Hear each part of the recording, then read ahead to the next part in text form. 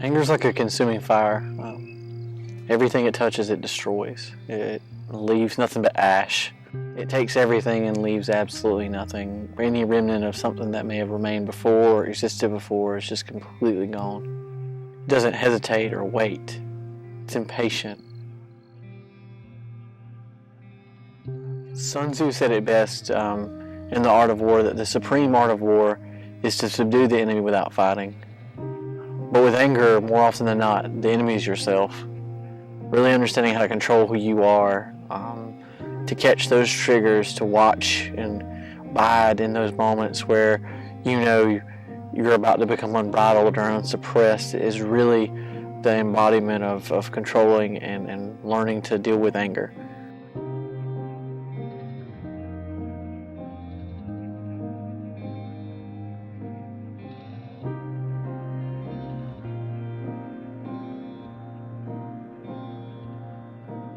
Hey, I'm Justin. I'm a pastor at Lakeside Assembly.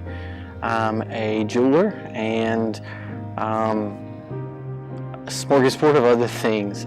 Comic book aficionado, martial arts enthusiast, just a handful of things that I love to do.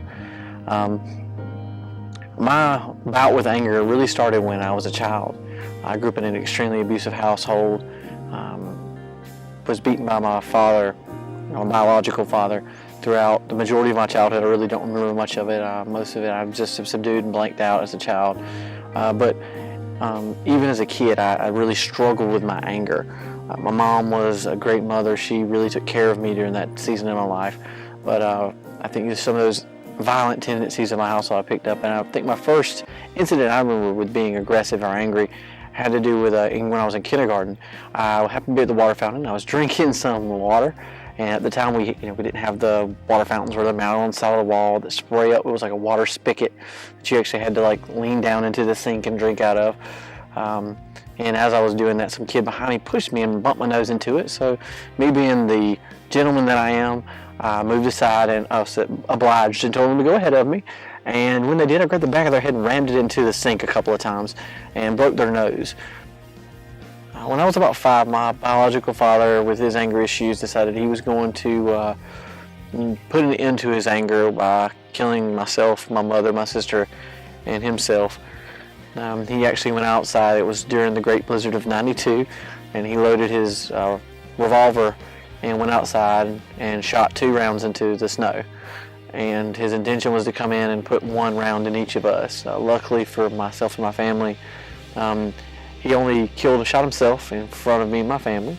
Don't really remember too many details of that because, like I said, much of my childhood has been kind of subdued and blanked out. But I do believe it's an underlying factor of some of the anger and angst issues that I've had, and I still kind of struggle with to this day. So a few years later, I met my father figure, who actually came into my life. He met my mom, married her in 2 weeks, after my biological father had killed himself. And he really became a dad to me, who I consider to be the man who raised me and kind of made me the person I am today. Amongst all of the amazing things he brought into my life was a brother who was slightly older than me, named Casey. He was the first one who introduced me to martial arts. He had been taking Shinpo and a few other martial arts styles, Shotokan, and kind of helped me take some of that anger and funnel it into a constructive style of hurting someone.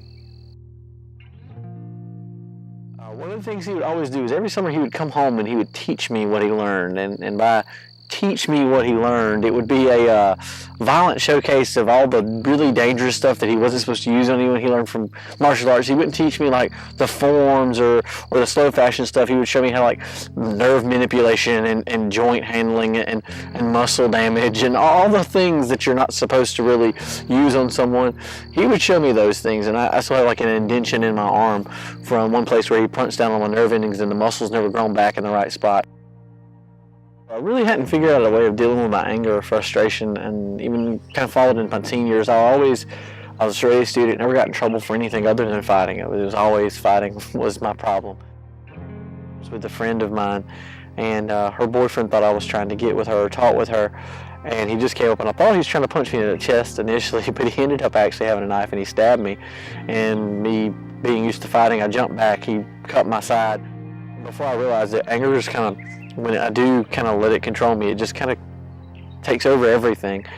And before, without thinking, without hesitation, I jumped on him and I stomped his hand until I broke a couple of his fingers, and he really was holding onto the knife for dear life at first, but after I kind of crushed his hand a handful of times, he couldn't even hold it, and he just kind of dropped it aside. So when I was 16, I had a bad car accident, got saved, and got called into ministry. A couple of years later, I got married to my wonderful wife, and really there for a season, I really didn't have to struggle about with anger like I did beforehand. It really just subsided for a while, and I've kind of been taught by some people in the Christian faith that often, with things like that, that you're just supposed to be perfect and not have any issues with stuff like that. And all that's just supposed to wipe clean and go away. But unfortunately, as life and frustrations happen, I realized that my anger had only been suppressed and not really dealt with. As far as my support system go, of course I have a great one with my church, but my main support system is my family. My wife, she's with me hand in hand on everything. And we are the opposite end of the spectrum. She's anxiety-ridden, and I have absolute rage issues. But having that compassion back for me, even though she doesn't understand or comprehend my struggles, and likewise with her, it helps deal with my anger in such a way, because I would never do anything that would hurt her or cause ill intent on her name or anyone to look at her or me differently. So it's really a compassion between me and her that just destroys and negates that anger or rage. And then I've got some wonderful kids that are my wife's cousins and family to me, almost like we call them our demo kids, or like our practice children, and making sure that they're put on the right path and do the right thing, and making sure that I have a good example to them is another reason that I have to control my anger, because I wouldn't want them to see me just go off the handle and lose control when I don't want them to do the same things that I know that would hurt them.